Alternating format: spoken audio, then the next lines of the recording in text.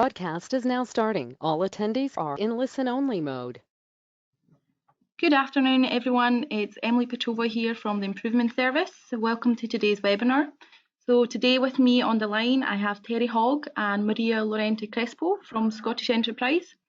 So Terry and Maria will do a kind of presentation on the Can Do Innovation Challenge Fund and answer some of your questions. So just before we get started, I will just quickly run over some of the webinar principles, and then I'll hand over to Terry and Maria, who will give you a quick overview of the fund, so who can apply, how you can apply, some key dates, what support is available to develop an application. And then towards the end, we'll go into a Q&A session. So you can ask your questions anytime throughout this webinar using the grey chat screens on your box, and we'll pick them up at the end. So without further ado, I will now pass you over to Terry. Thanks, Emily. Thank you. So good afternoon, everyone, and firstly, thanks for giving up your time today. Really appreciate it. We're going to just step you through the basics of the Innovation Challenge Fund. So I'll take you through, really just describe what it is in simplistic terms, the benefits it can provide you with, roughly how it operates.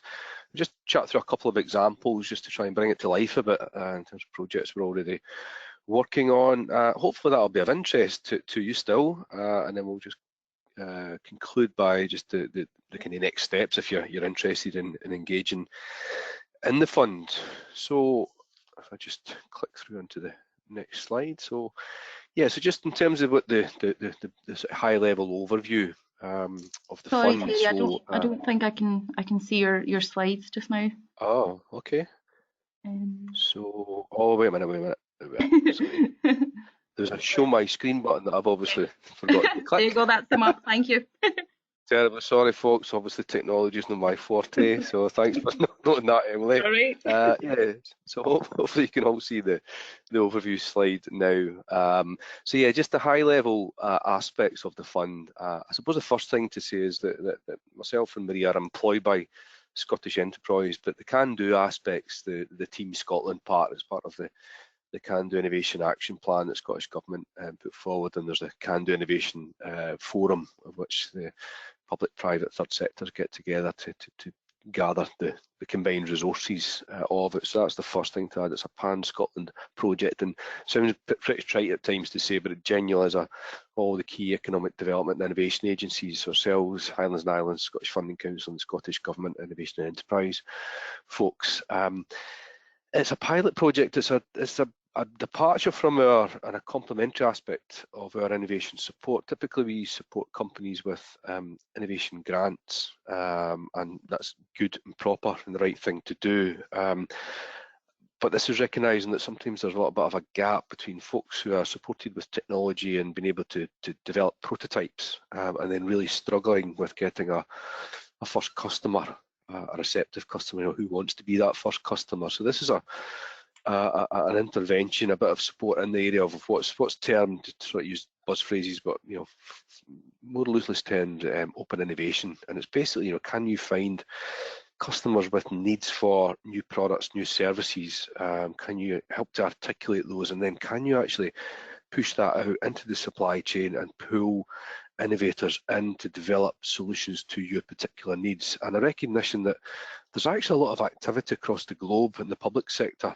to support innovation and to improve public sector services, policy delivery, but also to improve economic development. I won't go into too much details, but I mean the so-called free market economies in the United States have been at this since the early 1980s through successive governments, and only growing, and actually now have a system embedded into their economic system called the Small Business Investment Research, or SBIR, and it pumps $2.5 billion into their innovation support mechanism, but also allows them to improve services and policies delivered through their federal agencies. And again, that's, they are mandated to spend a certain percentage of their budget. So Europe's quite active in this area as well. There's like Horizon 2020 monies, but a lot of European countries have programs that are providing support to public agencies to work with businesses and solve innovation challenges. So we're not taking a total leap in the dark, but it is new or newish in Scotland. I'll explain how far in we are in a minute. But it's a pilot project to see, look, can we actually get some interest in Scotland? Is there demand in the public sector for this type of support? Is there demand in the public sector to engage in innovation, but also to work with private industry to come up with solutions? And we're in a 4-year program, pilot program. The total funding for the whole project was 9.6 million. We've got a couple of years to go on it, but already, as I'll touch on, we're seeing real interest both from public sector and private sector. So it's probably the key thing is the dual policy intervention. We're looking to improve public sector services, but also stimulate innovation and economic development in the supply chain. It's a little bit different from normal innovation support in that it's demand driven, one thing, but actually the mechanism it provides to companies, so the public sector procure R&D services from companies. So from a company perspective, they bid in and win, there's 100% funding. It's nothing to do with grant support at all, and that's 100% funding from the company and up to 100% funding to you, the public sector, to run these challenges with our support.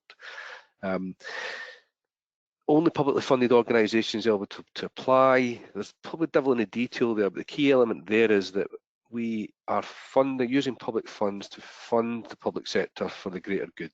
So the innovation solution will be procured and there'll be a greater good benefit in terms of improved policy, improved service from its adoption.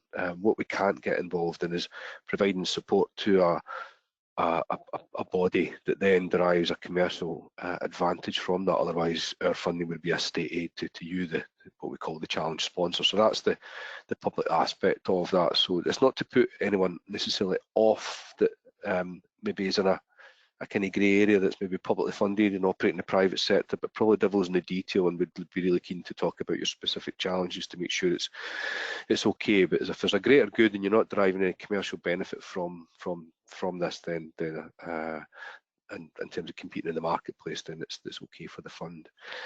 So in terms of what we offer you, this bit sounds easy, but our experience has found that this is quite tricky. Is to not necessarily identify a problem, but actually to really drill down into a problem, to find its root cause, to define a challenge and a functional definition without necessarily specifying a technology solution.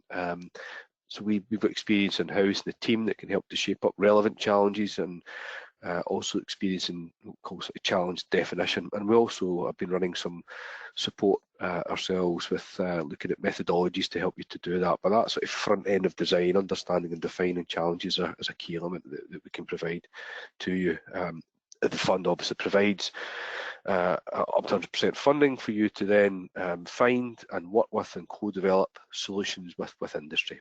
And again, through ourselves and our partner networks, we've developed a really extensive network of folks who are very clever, very capable, and up for working on these types of challenges over the couple of years that we've been working on the fund. So to the next slide. So in terms of the benefits, yeah, it's just high level benefits for you, the challenge sponsor. So this is a real opportunity, not to kind of to be negative about your own ability internally to solve problems, because that's obviously where you start, and look at the creative folks that you got internally, maybe to other organisations like yourself to try and wrestle with best practice and solve problems. But occasionally, once I suppose you've exhausted those internal sources of ideas, this fund and this approach gives you an opportunity to go external, to engage with industry and academia, I should add as well, just to see what that possible is. Often out with your own, if you're even using external folks, to go out with your existing supply chains, just to get a different viewpoint and different approach and a fresh approach. So it really allows you to explore that creative space, if you like. Yeah, and reduce delivery costs and improve service quality. They're both good evidence that those come through customised solutions. Often, what you're buying in the marketplace is a compromise and a kind of standardisation of requirements, to fit the market segment, if you like. So they're not really tuned to your needs. This is a wee opportunity to work very closely with you and make sure that we tune a challenge definition into your particular needs and can meet those. And again, I mentioned that we are reducing the risk. So it is, there's there's no doubt about it. In the public sector budgets are being squeezed. There is the potential to look at improving efficiencies and improving quality through this approach, but it is risky. It is innovation. Not all innovation will be successful. So we recognise that often it's a departure from standard practice, getting into innovation, and there's a risk element to that, and that's largely how we've justified the funds. So we can provide up to, we will be seeking where we can, indications of any match funding that could be brought to bear. But as I say, we can fund up to 100% of that. And I'll touch on this, but it also reduces risk by operating a phased, competitive approach to the product development. And I'll touch on that with a slide. So from the company's perspective, number one thing for us is you get access to that first customer. This is the real opportunity. Someone who really is demanding something new, something to meet their needs that's not been met by the marketplace, and the potential to sell on to other folks who may have similar needs, and also that it brings it to the demonstration stage. A lot of the sort of prototype the funds we have get is a prototype that don't allow you to test in situ, like a field trial, an actual real reference site, which is quite important as well. And I mentioned before, it's nothing to do with grants, nothing to do with state aids. You win the contract, you get 100% funding for your R&D as a service you're providing. And crucially, and this is where it might not suit all challenges that you're looking at, we unashamedly are looking at providing you with an opportunity to develop a solution which you can then implement, but the rights to retain and exploit the IP developed do reside with the company. You get a right to a royalty-free license from the IP developed through the process, but they retain the right to exploit it elsewhere. And that's crucially important. That's that dual policy element that we're after in terms of the company growth. So I'll just step you through. I'm not going to go through too much detail, but just because it's a little bit unusual, and this slide really helps to step folks through the way the process works. So one, we're procuring innovation, and this slide just shows you different phases of that. But if you can imagine, we've worked with you, we've defined the challenge, it's went into the Can-Do fund that's been supported, we've helped you to shape it up, and you're now going out to the marketplace. So you've as a normal procurement you would do, you would go out through Public Contracts Scotland, we would help you get into other networks as well, and you would get a number of proposals come back, and typically you would select the best proposal and run with them in a normal procurement. This is a bit different. This is a phased procurement and a competitive procurement, so it's open at the start, and in this example what you've got there is 4 suppliers, A, B, C and D, being selected to run the phase 1, to develop a concept essentially. So you're running a phase 1 process, and there's flexibility in the timescales of this. Typically we've been running anywhere between sort of 3 and 6 months to have a number of folks, 3 to 5 winners of the contracts exploring the concepts, and then you're stopping at that end of phase 1 and you're evaluating how well do those meet my brief. And at that point there's a decision, do you continue? Is there a potential solution in there? And if you do, which of those 4 in this instance do you want to take forward? So you're down selecting the best proposals. In this example, there's 3 phases down into 2 suppliers who are actually getting into testing a limited volume of first production runs. Now, what I should say is that process is called pre-commercial procurement, for those of you involved in the procurement area. It is flexible in terms of the number of phases, the duration of those phases and the size of the contracts, but typically we've been running on average, this is an average, of phase 1 up to 5 contracts, typically 30k for each company, so 150k total from the phase 1. Phase 2, typically we've been running prototype development, and phase 2 up to 2 companies going through 150k each from maybe 9 to 12 months. We are starting to look at phase 3s and the need for phase 3s, but we've not, to this point anyway, been active in funding those. We found that the prototype phase is convincing us that there's enough evidence there that we can then have something that's demonstrated enough to allow folks to then procure. And that's really important as well, because that's really ultimately what we're after. It was not just after the technology demo for demo's sake. We want to be able to de-risk it for you then to either procure yourself or through partners, find a way to implementation and procurement.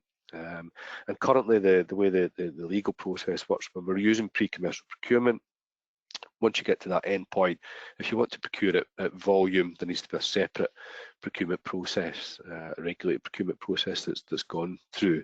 But we are, as that we arrow indicates, there's other options that we've been working on and exploring, and currently piloting a couple just now with the fund and others in NHS, called innovation partnerships, which effectively lock in the procurement phase and do the R&D. And there's pros and cons for doing the different processes, but we can help you through the options there are for going through that. But the key takeaways there are that it's a phased and competitive development that really lets you explore solution spaces and de-risk the product development.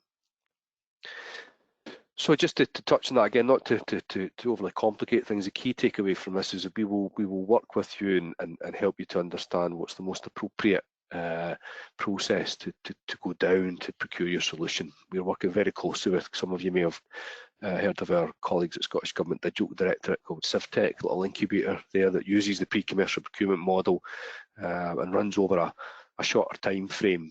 Typically their phase one would be 2 weeks, and 3 companies getting £3,000 to basically work up their proposals, work up their pitch, and then they drop down into one phase 2 accelerator stage for over around about 3 months, and just over 20k for that winning company. So shorter, smaller, faster, and really suited particularly to the digital innovations. And also there's an incubation, sort of co-development support location in Edinburgh. So we're big fans.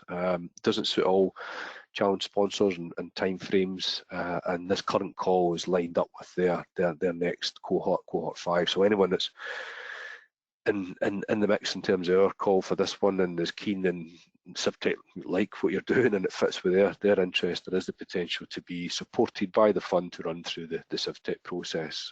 If not, you can engage directly with them, and there's a cost to bear for that. We've been using Innovate UK's Small Business Research Initiative, basically a kind of standard set of templates and documents to run pre-commercial procurement. That's been really helpful, and de-risking it from a procurement perspective for folks, and to recognise that they've been doing that for the last 20 years. It's tried, it's tested, there's no risk in the contracts. And we've also actually recently been running through some standard procurement processes and standard procurement of service, and I mentioned innovation partnerships. So there's a number of ways of doing this dependent on the circumstances, but we would work with you to make that clear and to navigate the options. And again, if it's not for us and it's not for the fund, there are other sources of funding and other grant-based funding that we can potentially hook you into as well. So I'm just going to speed up a wee bit. Recognise I'm probably spending longer than I thought I would on that first set of slides. So yeah, we're probably just over halfway in. 4 calls we've ran, 116 applications. So yeah, we've it's been difficult actually from a standing start developing channels into the public sector. And Emily and the folks in improvement service have been great, allowing us to put on events like this, which has been really helpful. But yeah, we're convinced that we've got a wide range of the key public sector bodies who have engaged with the fund, and even at this early stage, we've proven there's latent demand out there if we can just encourage it forward. It's been the most successful approach to putting challenges out, innovation calls to companies that I've seen in my experience. Companies love it. Real customer, real potential market, 100% funded contracts. You keep the IP. You know what's not like to like. For those involved in maybe economic development interested, we've got 60% of the contract winners currently are Scottish. Now we have modelled this on the basis that the last thing that we need to be perceived as is trying to shoehorn Scottish companies into solutions that are suboptimal. We need the best solution for your challenge. Our job is to figure out where there's a fighting chance that Scottish companies can compete, because this is an open procurement competition, and it's up to us to make them aware, to help with them forming collaborations. But we need you, the public sector, to genuinely perceive and realise that this is giving you the best solution to your needs, because ultimately where we're going with this is to prove its value and get it embedded in standard practice rather than you needing necessarily a fund. So, effectively back to the situation in the United States. So I'm not suggesting we mandate, folks, but getting it so that it just operates as a standard part of the economic system. So, but we've modelled low 40, high 60, so we're about at the top end. So we're particularly pleased with our ability to get the Scottish companies aware of the opportunity. So yeah, just touching on a couple of the examples there, not to labour it, but just to give you a flavour for the projects. In no particular order, we've got Infrastructure Council, a fairly recent project there. Again, this is one that's coming through standard procurement.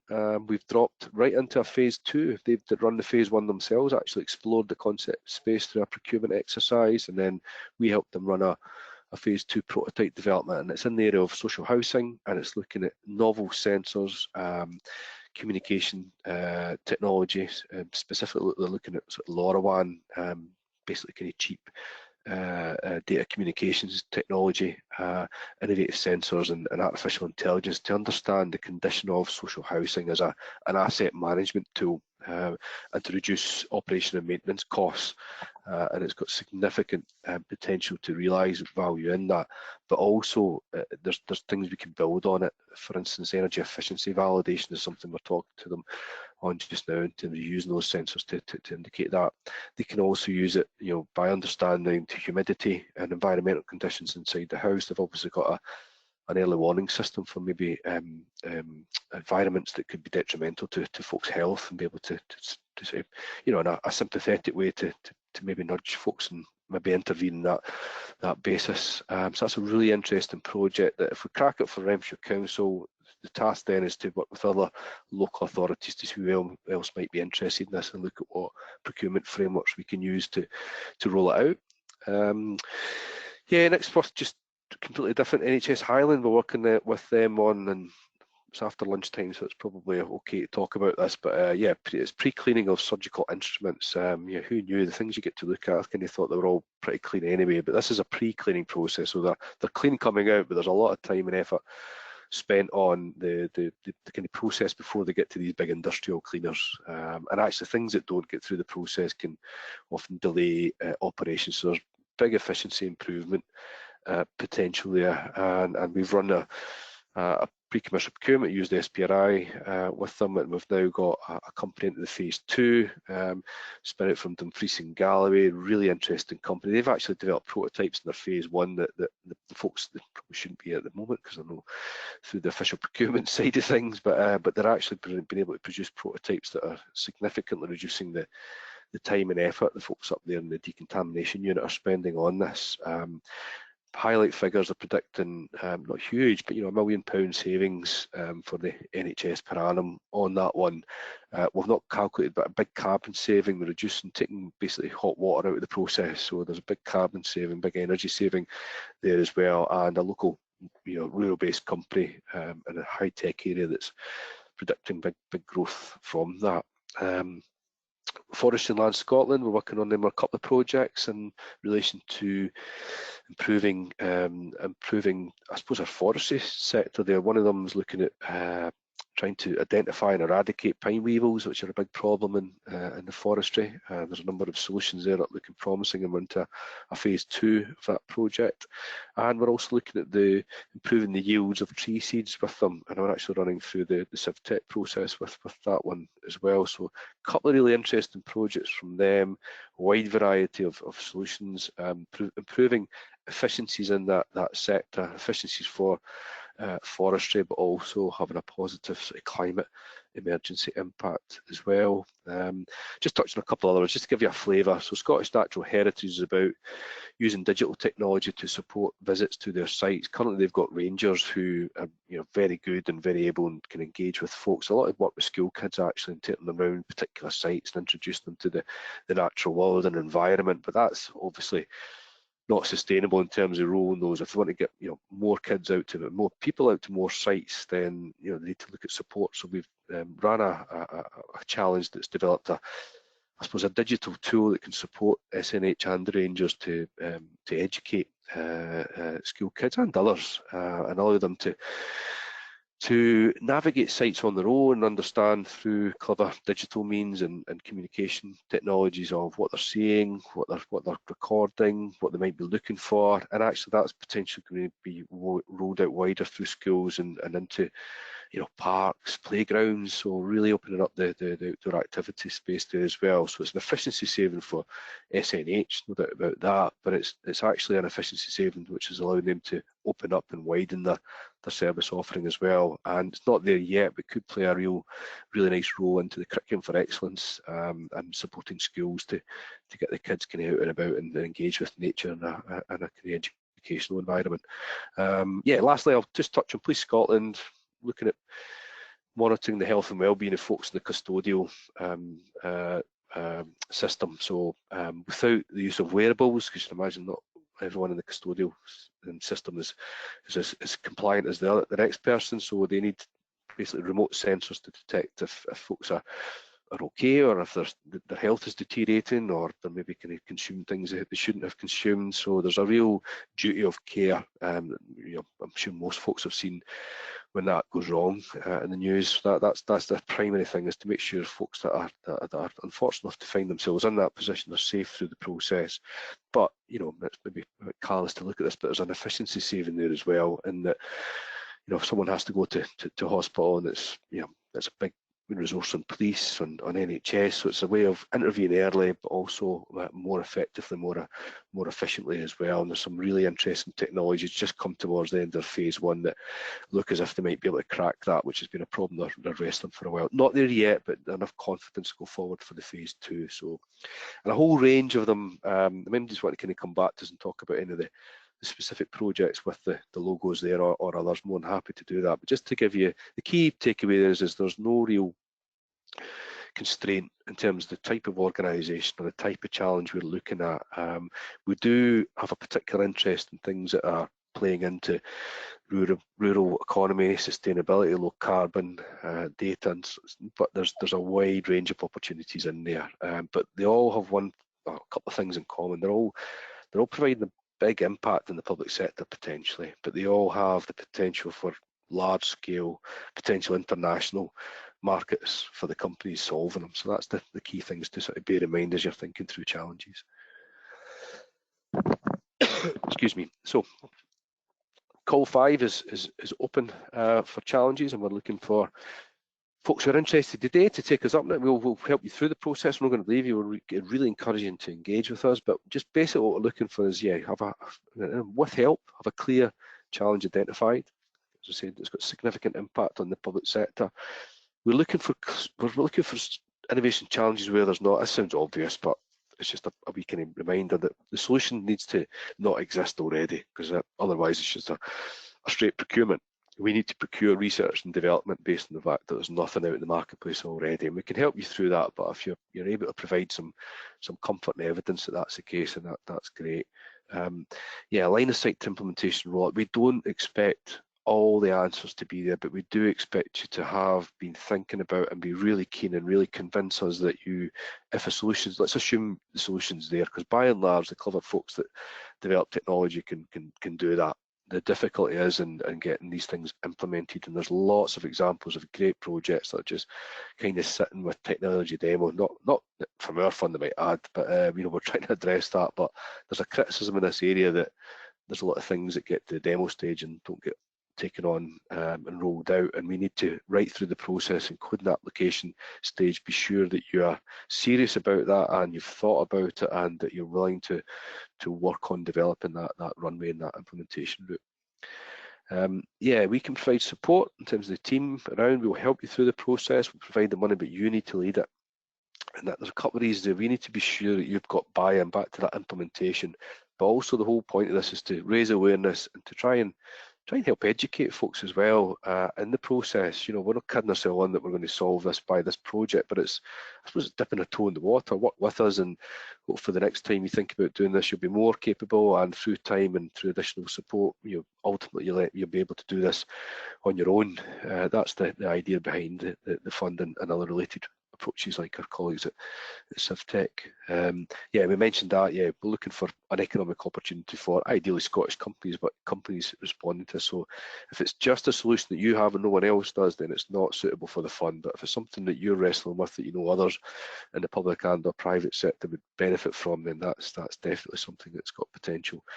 Yeah, and yeah, we need, and this is where we can support. We're not expecting to know about this, but if you do, even better. But we are looking for challenges where we feel there are strengths in the Scottish supply chain that they can compete.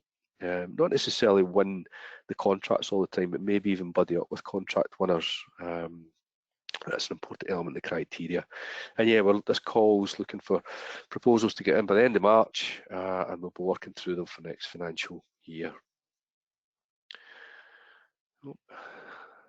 Yeah, I'll just mention these challenges. We'll get into detail. We've got we'll send out the slides. I'm not going to go through the videos just now for time reasons, but there's a wee couple of snippets in the video, but just different types of challenges as well. We've got South Ayrshire Council. One of the early challenges came in phase one, looking at CCTV and an improved way of a more flexible, affordable CCTV system powered remotely.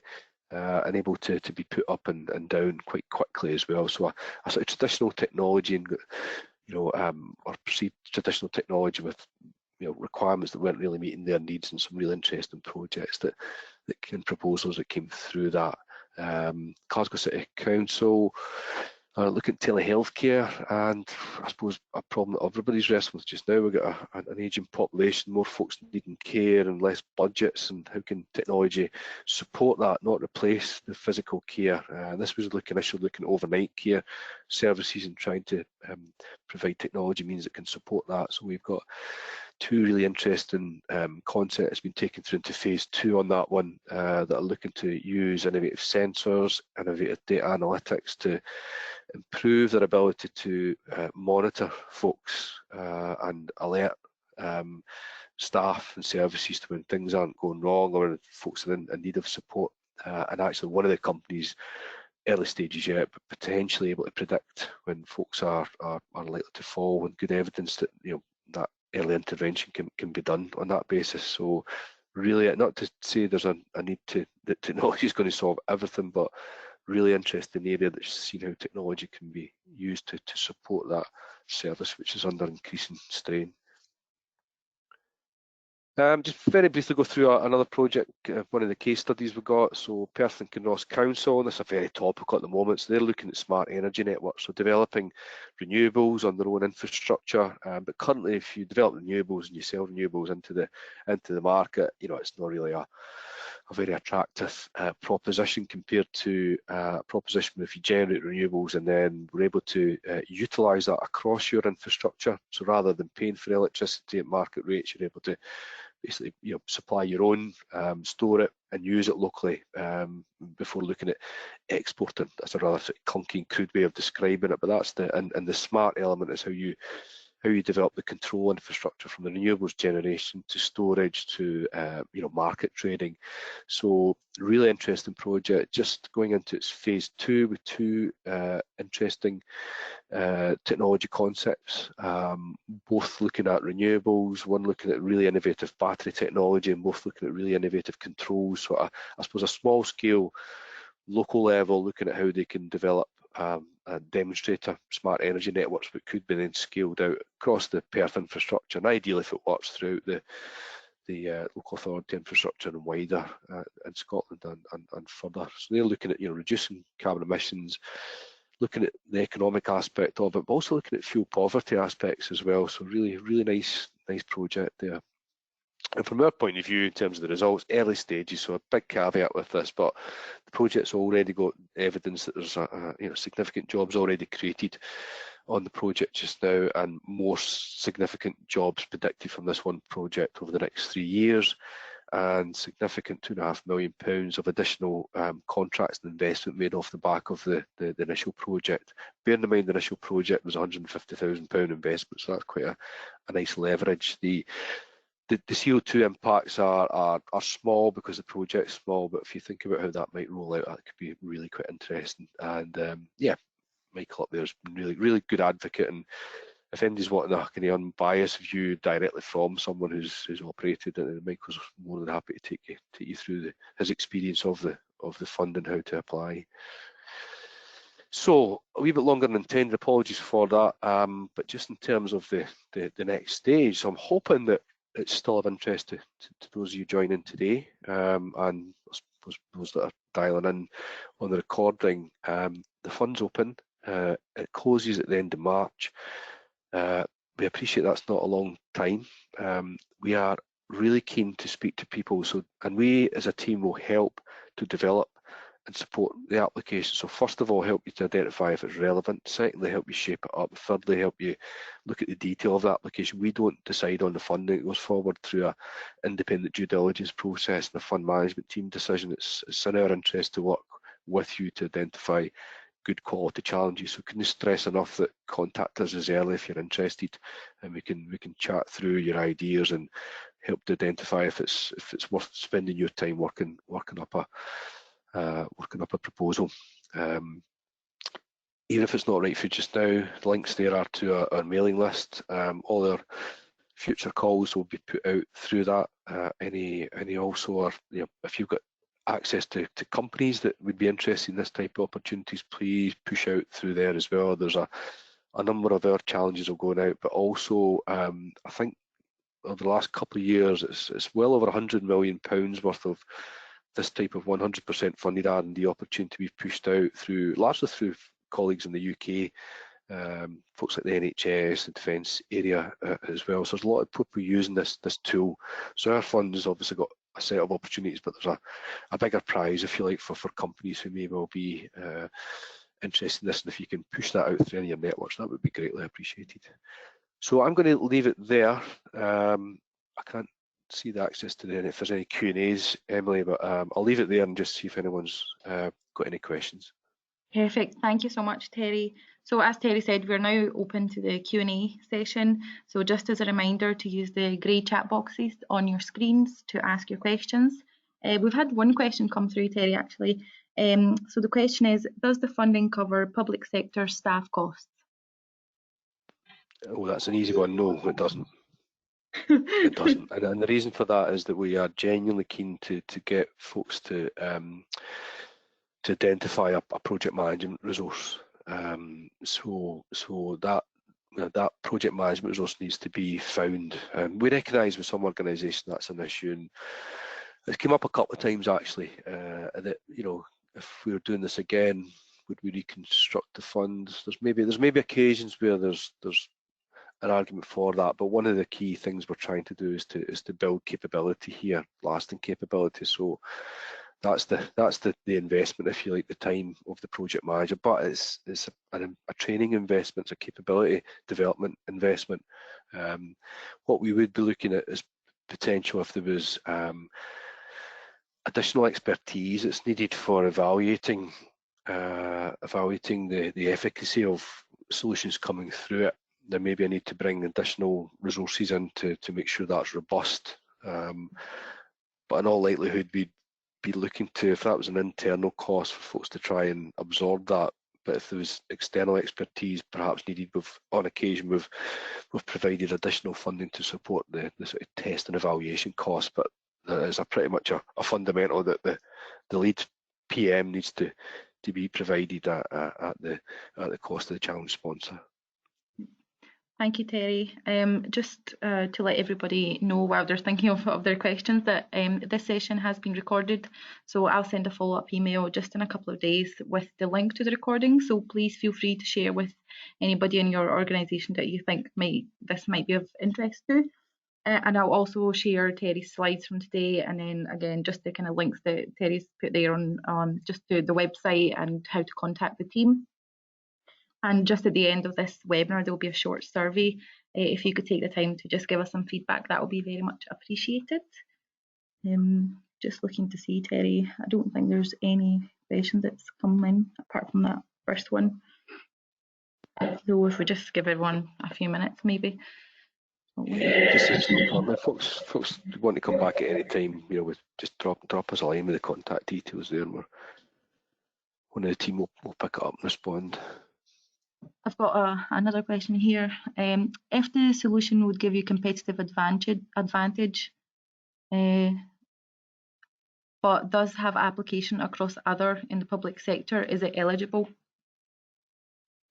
Oh, that's in one of the. I'd love, whoever that is, I'd love to speak to you in terms of detail, because that's in all honesty, right? We've got there's a clear yes and there's a clear no in terms of challenges, but there's a bit in the middle that we just need to kind of work through. So I don't know is the honest answer, but the key thing we're working through, if folks are familiar with the basics of it, is that we can't breach stage, we can't be seen to be providing funds to an organisation that's in a commercial market that's gaining a competitive advantage in that commercial market through this fund. Otherwise, it then becomes a potentially stated it should have been something that was if grant funded through eligible means. So it's got to have that greater good aspect, and we recognise that there's been a couple of instances we've looked at. We've not come to any conclusive sort of generic arguments, but things like right, registered social landlords is probably a good one, in that you could be seeing them to be in a market which is housing, but there's areas that we've been working with them on joint challenges for things that address fuel poverty of tenants, for instance. It's not necessarily giving them a commercial advantage. It's got a kind of greater good, if you like. Universities potentially could be pitching in for this, and it could be okay if it was looking at novel research technology, which was then adopted across universities for the greater good. But if it was providing a solution to, I don't know, better distribution or better delivery of MBAs, educational services in a competitive market for them, then that might sort of cross the line. So I'm really sorry to sound woolly, because like all kind of legal aspects, the bit in the middle is a bit woolly, and we probably need to, and we would be really keen to do that, is to speak to you directly about what you had in mind, just to kind of tease out. And if we thought there was a potential issue there, we'd quite quickly go to legal folks and just get a steer from them. So sorry if that's a bit woolly, because kind of the bit in the middle is really. Thanks, Terry. We've just got a further comment there. It wouldn't necessarily be for commercial purposes, but the solution would be the first of its kind in the sector we operate. Yeah, I'm even more interested now. That sounds really interesting. Yeah, so whoever it is, please definitely get in touch. We can have a chat with that. So I think that's got another. Oh, well, thanks. There you go, Terry. So yeah, thank you. An email or a phone call. I think that's all the questions we've got just now. So just if you want to wrap it up here, Terry, I don't know if there's anything that yourself want to add, or Maria, if there's anything you'd like to add.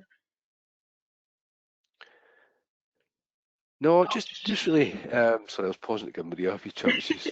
I think we're kind of but I think just really to thank everyone for the time. Appreciate everyone's busy, so thanks for spending the time. And just if you think this is of interest to anyone else, we're more than happy. I mean, the calls, the deadlines are tight for this one, but this is an ongoing area, right? So, and it's difficult to get into the right folks in these public organisations. So we are more than happy to come out and speak to you, your teams directly, or if you want to disseminate this information to wider folks. So please, if you can help us to get the message out that we're here, we're in this area, and we're willing to kind of talk to folks about the challenges, that would be grateful. It would be gratefully received. And just thanks to yourself, Emily, for putting this on and helping us to get the message out. It's a really good network. It's really helped us in the past, and yeah, the numbers that sort of access today is good as well. So thank you. Yeah, thank you very much, Terry and Maria, for taking the time to present today, and I hope everyone that's been useful. So please do get in touch with the team.